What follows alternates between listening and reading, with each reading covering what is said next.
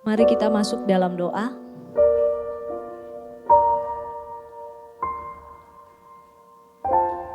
Tuhan, mungkin secara fisik kami ada di ruangan ini. Secara keberadaan kami terlihat teduh. Tapi Engkau yang mengetahui hati dan pikiran kami. Apakah ada badai, apakah ada yang mengganggu hati pikiran kami pada saat ini? Teduhkanlah Tuhan seperti Engkau meneduhkan badai itu.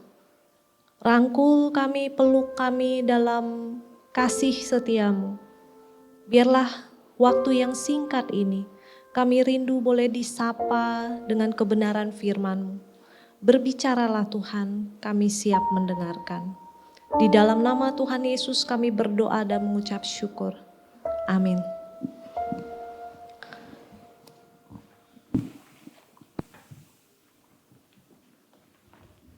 Shalom. Ada sukacita teman-teman hari ini? Teman-teman, sebelum kita memulai perenungan firman Tuhan, izinkan saya untuk memperkenalkan diri. Nama saya FS, sama ya? Fransisiana, panggilannya Nana. Senang sekali bersama dengan teman-teman boleh sharing firman Tuhan pagi hari ini. Saat ini saya melayani full time di salah satu departemen di bawah Yayasan Seminari Alkitab Asia Tenggara, yaitu Saat Online Course. Nah, mungkin teman-teman pernah dengar atau udah pernah ikut. Saat Online Course ini membekali para jemaat Tuhan ataupun hamba Tuhan, para pelayan untuk boleh diperlengkapi dalam pelayanannya masing-masing, gitu ya. Nah, pagi hari ini kita akan bersama-sama merenungkan satu tema yang gak asing tapi bisa jadi setiap kita saat ini menghadapi pergumulan itu, yaitu masalah insecurity.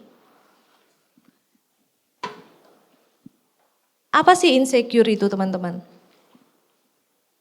Ini bahasa Inggris tapi itu udah common banget buat kita, ya.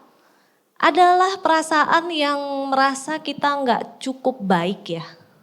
Sehingga mengakibatkan kita itu merasa gelisah, nggak nyaman dan berakibat kita menarik diri dari keluarga, dari komunitas gitu ya. Nah teman-teman, kalau mungkin saat ini teman-teman merasa enggak sih, aku nggak punya waktu nih untuk mikirin apa itu insecure gitu ya. Insecure itu levelnya beda-beda teman-teman. Ada yang akut sekali ya, sampai pokoknya membentengi diri, nggak mau ketemu orang, hidup di dunianya sendiri. Ya, tapi ada juga yang masih bisa nih beraktivitas, terlihat normal, bahkan mungkin berprestasi gitu ya. Tapi ternyata di dalam dirinya itu ada keadaan di mana dia itu insecure. Saya pernah membaca teman-teman satu artikel dari Psikologi Today. Jadi dikatakan bahwa banyak sekali hal yang bisa membuat orang itu insecure. Terutama kaum muda. Nah, bahkan kalau ditanya itu dikatakan countless, penyebabnya itu banyak sekali, banyak faktor. Bisa jadi dia merasa nggak ada yang sefrekuensi nih sama dia. Dia punya teman, tapi dia cuman bergaul untuk hangout, ya, untuk makan bareng, untuk foto bareng, masukin ke sosmed gitu ya. Tapi sebenarnya dia bukan bagian dari kelompok itu. Dia merasa kok nggak nyambung kadang-kadang dia dengan teman-temannya. Dia merasa dia yang aneh kali ya. Atau mungkin teman-temannya selalu mengajak dia tapi tidak pernah melibatkan dia.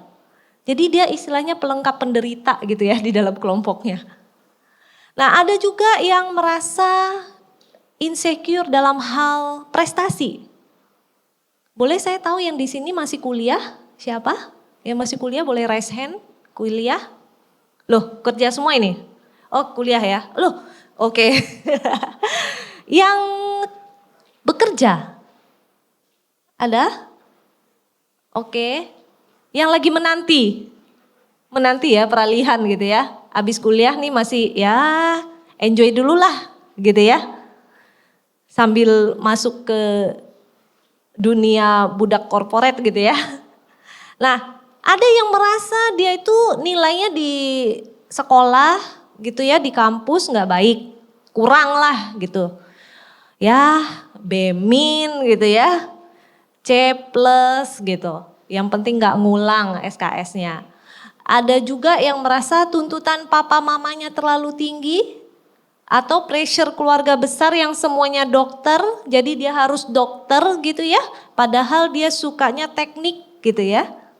Ada teman-teman yang begitu. Itu mungkin secara lahiriah, secara pergaulan baik-baik saja. Mungkin prestasinya itu bagus di dunia kedokteran karena dipaksakan ya kan.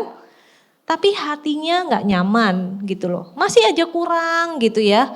Dituntut A, dia mencapai A, orang tuanya minta A+ gitu ya. Nah, ada juga yang insecure karena dia merasa dirinya itu clumsy gitu ya. Apa-apa salah, nyentuh barang rusak gitu ya. Lewatin barang pecah gitu ya. Ada aja gitu ya. Pokoknya di tengah-tengah lingkungan dia jadi badai gitu ya. Jadi merasa aduh gua kenapa aneh ya gitu ya. Ada yang begitu clumsy gitu ya. Terus ada yang merasa insecure dengan badannya gitu ya. Ada berasa aduh aku udah mulai naik nih timbangannya gitu ya. Rata-rata ini kaum wanita gitu ya. Kalau dilihat di cermin itu sebenarnya baik-baik saja, cuman dia merasa kayaknya kurang gitu ya. Apa aja kurang gitu. Saya punya sepupu itu dokter estetik gitu ya. Kalau teman-teman lihat fotonya dia nggak seperti dokter estetik karena di pikiran teman-teman kalau dokter estetik itu gimana? V-shape, bener nggak? Ya kan? Mata belok, ya, hidung Julia Robert gitu. Tapi sepupu saya enggak. Padahal dia dokter estetik. Dia bilang, pernah lihat dokter dibully nggak?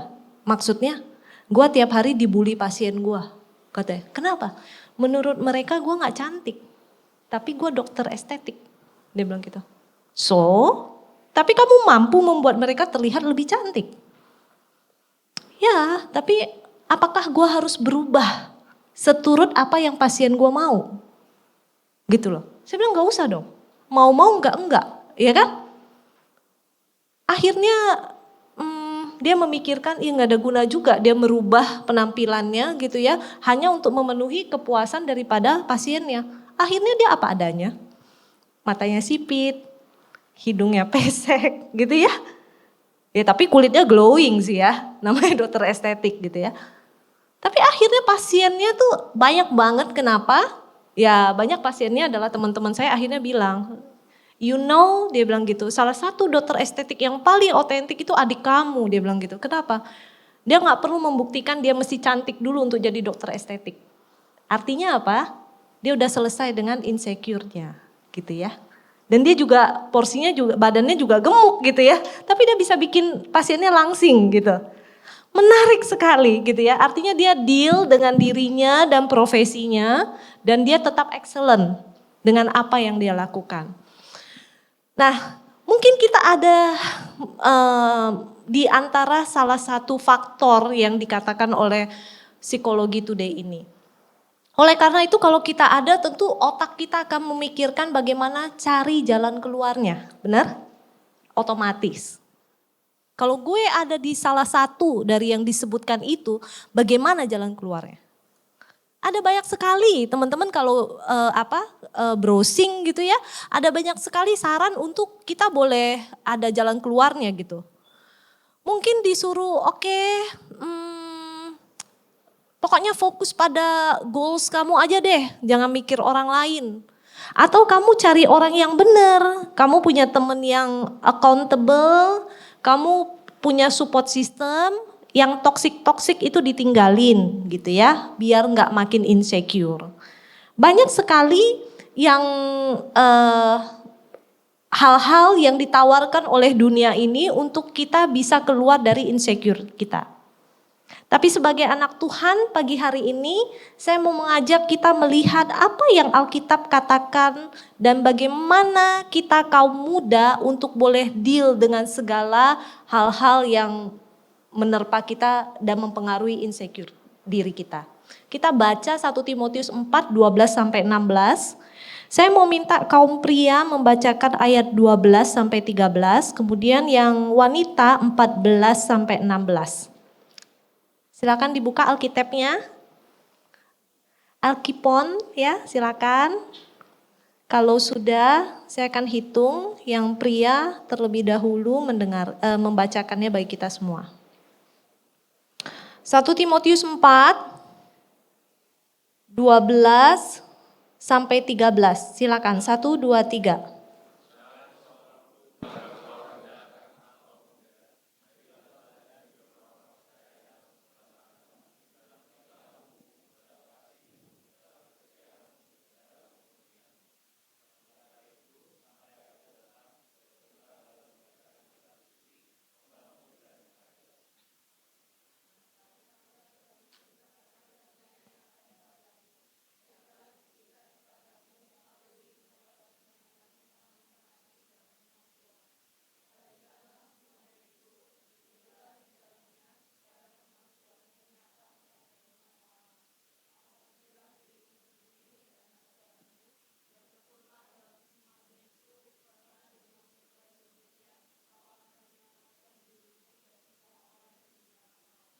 Oke, teman-teman kita sudah sering sekali mendengar bagian ini, terutama di ibadah-ibadah youth gitu ya. Ini adalah surat Paulus kepada penerusnya, yaitu Timotius gitu ya. Kurang lebih pada saat itu Timotius itu baru berumur 30-an, mungkin sampai 40-an, ya sesaya gitu ya. Nah, jadi dianggap kurang mature untuk boleh menggembalakan pelayanan yang ditinggalkan oleh Paulus. Nah, apa sih yang kita mau pelajari? Ada 3 hal, tapi sebelumnya saya ingin memperlihatkan ini teman-teman. Apa yang teman-teman lihat di layar?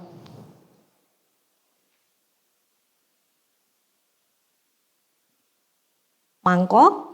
Ya masa nggak tahu sih mangkok, ya. Sama bofet, ya. Bagus nggak?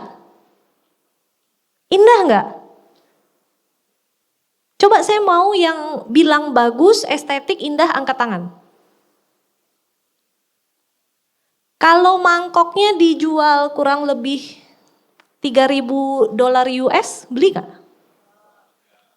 Yakin nggak mau beli? Kalau bofetnya dijual 7.000 US, beli nggak? Beli. Siapa yang bilang beli?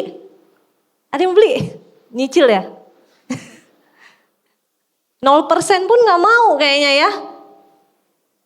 Mendingan kita ke S Hardware ya. Sel, cuci gudang ya. Teman-teman tahu nggak harganya kurang lebih seperti itu?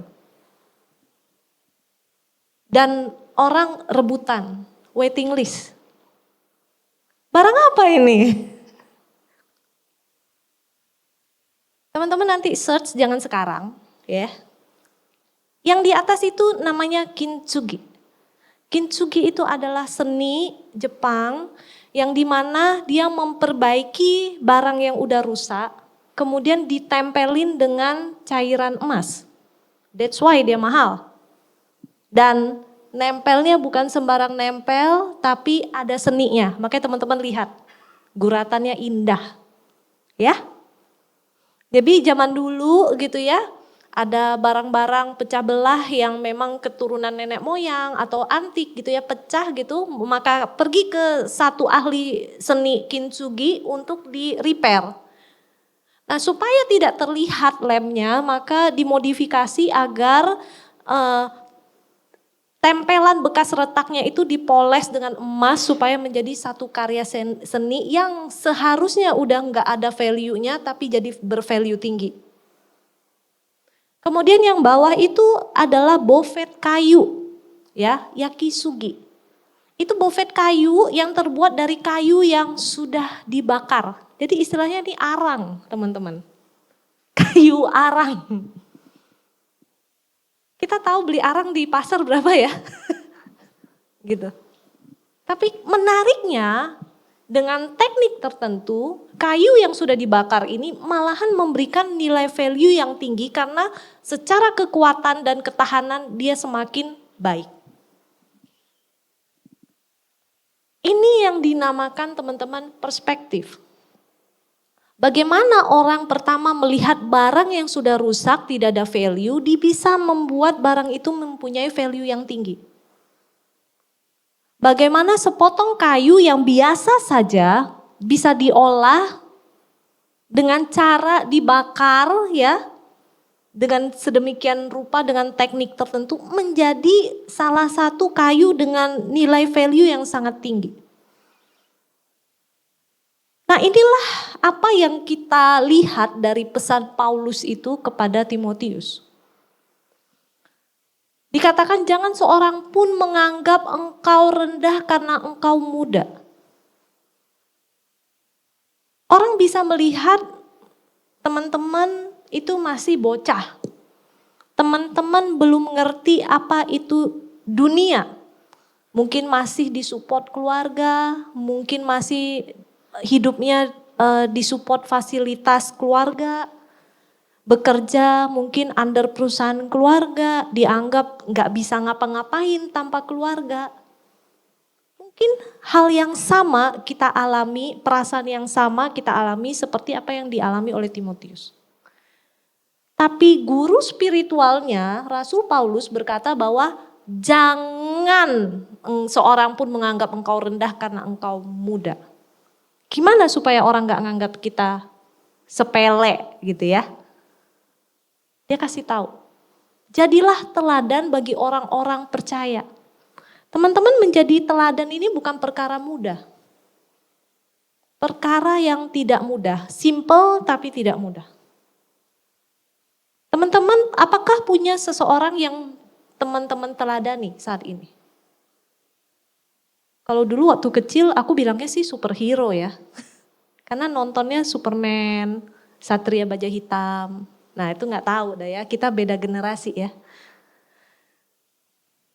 Kenapa? Selalu tepat waktu dalam menolong, hebat bener gitu ya. Kalau ditanya ada gak guru sekolah minggu yang jadi teladan? Ada, awalnya gak suka. Tapi lama-lama masuk di dalam kelas guru itu, lause itu ya. Lama-lama melihat bagaimana lause itu mengasihi kami, murid-muridnya. Bagaimana lause itu mengasihi Tuhan lewat pemberitaan firman Tuhan. Wow, akhirnya melihat lause itu sebagai teladan. Butuh waktu untuk menjadi teladan. Tapi kita gak bisa pungkiri, sebagai anak muda kita senangnya instan, benar? Makanya sosmednya laku nih. Beli follower, instan toh? Jadi trendsetter, biar jadi trendsetter. Harus ikut apa yang dunia senengi saat ini. Antri lah, bubu lah, gitu ya. Foto di restoran yang baru buka lah. Kenapa semua itu dilakukan? Motivasinya apa? Apakah pernah kita menanyakan hal itu? Jangan-jangan kita insecure teman-teman. Kita pengen orang bisa, kita pun bisa. Orang punya, kita pun punya. Tapi jangan seperti itu. Kata Rasul Paulus apa? Jadi teladan. Jangan ikut-ikutan. Jadi diri sendiri. Urus diri kamu dulu. Artinya apa? Perhatikan perkataanmu. Tingkah lakumu. Kasihmu. Kesetiaanmu terhadap sesuatu dan terhadap Tuhan. Dan terakhir apa? Kemurnianmu. Ini kalau terjemahan lama dalam kesucian. Tapi purity yang diinginkan itu kemurnian hidup. Artinya apa? Bukan gak boleh mengidolakan seseorang, bukan. Tapi apa yang sudah Tuhan berikan buat kita, mari kita pandang itu sebagai sesuatu yang bisa kita olah, kita bentuk dan itu menjadi teladan. Jangan selalu melihat diri kita banding orang lain. Kurang ya, kurang terus. Maka kita gak akan pernah bisa mengembangkan apa yang Tuhan berikan dalam diri kita. Secara teori kita tahu, kamu dan aku berbeda. Talenta yang Tuhan berikan itu berbeda-beda. Tapi tidak kita kerjakan, tidak kita garap. Kenapa? Karena perspektif kita melihat apa yang dunia ingin lihat terhadap diri kita. Ayo kita ganti perspektif kita. Muda tua itu masalah number, ya. Tapi masalah bagaimana kita bisa mengatur hati pikiran kita, apa yang keluar dari output diri kita itu menjadi value daripada diri kita. Yang kedua teman-teman, ini teman-teman salah satu motivator yang terkenal, dia punya quotes baik sekali teman-teman. If you change the way you look at things, the things you look at change. Jadi itulah yang pengen ditawarkan oleh Paulus untuk dikerjakan oleh Timotius dalam menghadapi insecure-nya di tengah-tengah jemaat yang menganggap dia muda. Jangan dengerin mereka, ayo mulai dari diri sendiri. Ya. Yang kedua teman-teman, fokus dan persistence. Teman-teman kalau lihat gambar yang saya tampilkan tadi itu, yang ini di layar, itu ada gambar seekor burung. Sekilas seperti burung gereja, benar? Kecilnya seperti ini ya, sejengkal gitu. Tapi teman-teman tahu nggak? Burung yang kecil ini rumahnya megah loh. Yang samping kanan itu rumahnya. Berat daripada sarang burung ini kurang lebih 1,5 ton. Kebayang nggak? Burungnya kecil, ngapain dia punya rumah besar ya? Capek kali ngebersihinnya ya. Teman-teman, nama burungnya sociable wave. Dari namanya kita tahu dia bersosial, ya. Jadi dia membangun sarang ini berkelompok dan berkoloni. Bahkan koloninya bisa banyak tuh, bukan satu koloni doang untuk dalam membangun rumah itu, sarangnya. Nah menariknya teman-teman, selain kemampuan arsitektur yang luar biasa di dalam sarang ini, hal menarik adalah lingkungan di mana burung ini tinggal.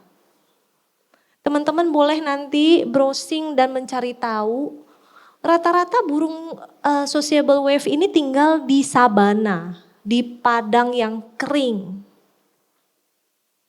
Artinya apa teman-teman? Gersang, nggak prospek tempat tinggalnya. Tapi Tuhan luar biasa ya, menempatkan burung kecil ini di tempat yang nggak prospek, tapi rumahnya luar biasa. Bahkan burung-burung yang tempatnya baik ya, di gunung yang hijau, rumahnya pun gak sebesar ini gitu loh. Teman-teman tahu di dalamnya ada banyak sekali labirin, ada banyak sekali ruang dan berlayer-layer. Artinya apa? Bisa menahan panas, bisa menahan dingin, bisa menahan angin. Kenapa burung ini bisa melakukan itu teman-teman? Bisa membangun rumah sampai sebesar itu, sampai beratnya bisa 1,5 ton gitu ya. Itu tentu saja tidak dibangun dalam 1 malam. Seperti Candi Loro Jonggrang. Ya kan? Dibangun tentu dalam kurun waktu yang cukup lama dan menggunakan effort yang cukup banyak. Dan tentu saja burung ini akan persisten, walaupun dia terbang kemana-mana ngambil jerami, sejauh apapun jerami yang dia ambil itu dia akan kembali ke tempat ini untuk menata, menyusun jerami itu menjadi rumahnya. Artinya apa teman-teman? Bahwa lingkungan tempat kamu tinggal itu tidak menentukan output kamu. Memang ada pengaruhnya. Tapi Paulus mau katakan, kamu fokus. Kamu persisten, tetaplah teguh, tekun membaca Alkitab. Kenapa? Karena sumbernya semua Alkitab. Di saat kamu lemah, firman Tuhan akan menguatkan. Di saat kamu dianiaya, kamu difitnah, maka Allah lah yang akan menghibur kamu. Paulus jauh daripada Timotius. Tapi firman Allah tetap tinggal dan beserta dengan Timotius. Dan dikatakan apa? Jangan lalai dalam mempergunakan karunia. Bisa banyak sekali rintangan atau penolakan yang dihadapi oleh Timotius. Tapi Paulus katakan apa? Ingat, kamu punya karunia yang diberikan kepada kamu. Jadi kamu harus melakukannya. Teman-teman, saya percaya setiap kita Tuhan berikan 1 talenta ataupun 3 talenta apapun 10 talenta, itu karunia. Sama seperti burung ini, walaupun dia kecil, lingkungannya kering, dia punya kemampuan dan bisa melakukannya secara bersama-sama dengan koloninya. Apa yang kita punya itu kita bisa kolaborasi. Apa yang kita punya itu bisa kita kembangkan. Dan Tuhan tidak mungkin membiarkan kita itu hidup di dunia ini gak ada arti. Tidak mungkin. Karena kita adalah gambar dan rupa Allah. Ada maksud dan tujuan yang Tuhan berikan kepada kita dalam diri kita untuk kita berkontribusi bukan hanya kepada dunia ini, tapi dalam kerajaan Allah. Oleh karena itu bagi kita yang saat ini santai-santai saja ya, menerima semuanya sebagai anugerah dan berkat dan tidak melakukan apapun bagi kerajaan Allah, maka bisa jadi kita insecure secara spiritual. Kita nggak yakin, kita nggak percaya sama Tuhan yang mampu melakukan pekerjaan besar lewat diri kita yang sederhana ini. Teman-teman, saya tuh bukan orang populer dari saya sekolah TK, SD, SMP, SMA. Bahkan nggak ada saya mungkin orang nggak notice. Kuliah juga begitu, saya ambil S1 kuliah yang waktu itu tidak prospek. Saya ambil sastra Jepang. Kenapa? Saya pikir gampang ya, ternyata nangis-nangis juga kuliahnya, susah. Jadi waktu saya memikirkan kayaknya gue gak ada masa depan ya, gue gak suka IPS, gue gak suka IPA, mau jadi apa? Temen gue kuliah dokter, yang satu kuliah ekonomi, gue gak suka. Ya udahlah, yang penting kuliah. Ambil sastra Jepang. Wah, itu masa-masa 4 tahun yang galau, teman-teman. Saya nggak punya teman sendiri, saya temenan sama temennya cici saya, gitu. Saya membatasi diri, saya ke gereja, saya pelayanan, tapi saya nggak mau bersosialisasi. Pembina saya baik sekali, dia selalu tempelin saya kalau saya datang, tanya kabar saya, tapi saya cuma menjawab apa yang perlu gitu ya. Nah, ternyata apa yang saya alami dari TK sampai kuliah itu Tuhan pandang tidak bertanggung jawab, teman-teman. Akhirnya satu waktu Tuhan kasih saya kesempatan lagi, sambil saya bekerja, saya kuliah lagi, mengambil satu jurusan yang saya suka sekali. Dan akhirnya saya menemukan passion saya. Saya ambil bisnis kelas, strategic marketing, dan saya sangat suka sekali pelajaran itu. Dan disitulah insecure saya mulai berkurang, gitu ya. Nah, mungkin ada tahap-tahap yang kita harus lewati, teman-teman. Mencari tahu, pada saat kita merasa diri kita terlalu flat, tidak ada apa-apanya, tidak berkontribusi apapun, kita harus cari tahu apa yang Tuhan inginkan dalam hidup kita.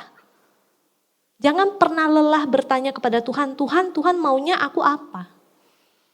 Percayalah teman-teman, pada saat kita melakukan apa yang Tuhan kehendaki, kita mencari tahu apa yang Tuhan ingin kita lakukan lewat membaca firman Tuhan, merenungkan firman Tuhan sungguh-sungguh, maka Tuhan akan memberikan hasil. Tentu saja hasilnya bukan apa yang kita inginkan, tapi apa yang Allah inginkan. Apa hasil daripada Timotius melakukan semua hal yang diminta oleh Rasul Paulus, teman-teman? Timotius menjadi pemimpin agama, pemimpin spiritual yang dihormati, disegani, dan dengan itu dia mampu mengabarkan firman dengan baik, menggembalakan jemaatnya dengan baik. Dikatakan apa teman-teman? Kalau kamu bertekun dalam semuanya itu, karena dengan berbuat demikian engkau akan menyelamatkan dirimu dan semua orang yang mendengar engkau. Jadinya Timotius tidak akan insecure lagi. Bahkan memberi dampak yang baik. Teman-teman, membahas insecurity ini tidak akan cukup dengan waktu yang sangat singkat. Banyak sekali hal-hal yang kita ingin ceritakan mengenai diri kita pastinya. Tapi satu hal teman-teman, apa yang harus kita ingat sebagai anak-anak Tuhan adalah Insecure kita sebagai manusia berdosa itu sudah diselesaikan oleh Tuhan. Dosa kita sudah ditanggung di kayu salib. Yesus katakan tetelestai, it is finished. Artinya apa? Enggak ada yang perlu kita takutkan lagi di dunia ini karena pokok permasalahan utamanya sudah diselesaikan oleh Kristus. Apa yang harus kita lakukan teman-teman? Apa yang harus kita kerjakan? Bersukacita. Masalah boleh ada, tekanan boleh ada, tapi itu tidak membuat kita mundur, rendah diri, merasa tidak berharga. Karena apa? Kita bersyukur, kita punya Allah yang memampukan kita untuk melalui itu. Bahkan seperti lagu yang tadi kita nyanyikan, Allah itu bersama dengan kita. Nah, untuk waktu beberapa menit ke depan maka kita akan bagi kelompok teman-teman. Mungkin di sana teman-teman boleh men-sharingkan beberapa hal. Yang pertama, teman-teman boleh ceritakan apa yang menjadi penghalang teman-teman untuk maju saat ini, insecure dalam hal apa. Baik yang udah pernah teman-teman menangkan dalam hidup teman-teman ataupun yang saat ini masih bergumul. Kemudian yang kedua, mendengar firman Tuhan, menggumulkan firman Tuhan yang sederhana ini, apa yang teman-teman ingin lakukan? Apa goals-nya sesudah mendengarkan firman Tuhan ini? Apa yang akan kita mulai kerjakan? Apakah dengan proyek yang sederhana, Tuhan aku mau nih baca Alkitab dengan rutin gitu ya? Atau Tuhan aku mau dong coba memberi diri untuk pelayanan. Atau Tuhan aku mau dong membuka diri aku masuk GDG gitu ya. Nah ayo kita sharingkan komitmen kita supaya apa? Boleh dibantu, ada support sistemnya ya. Sebelum kita bagi kelompok kita akan masuk di dalam doa. Mari kita berdoa.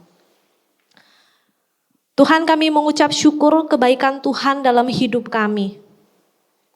Kalau kami mau berkeluh kesah akan sangat banyak Tuhan hal-hal yang kami merasa tidak ideal dan kami tidak mampu lakukan.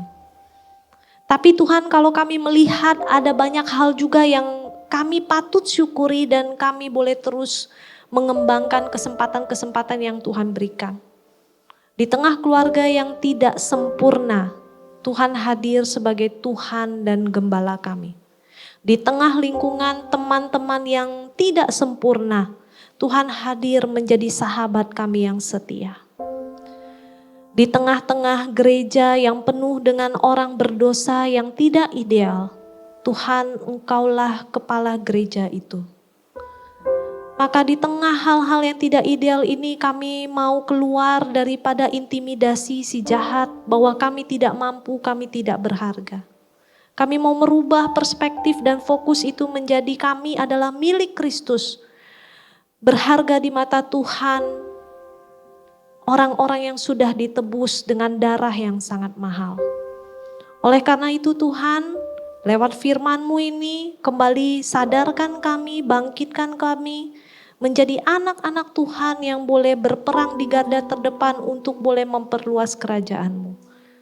Apapun peran kami dalam kerajaan Tuhan, kami mau lakukan dengan setia dan bertanggung jawab. Bakar hati kami Tuhan untuk boleh menyala-nyala mengabarkan firman-Mu. Terima kasih Tuhan Yesus, kami berdoa dan mengucap syukur. Amin.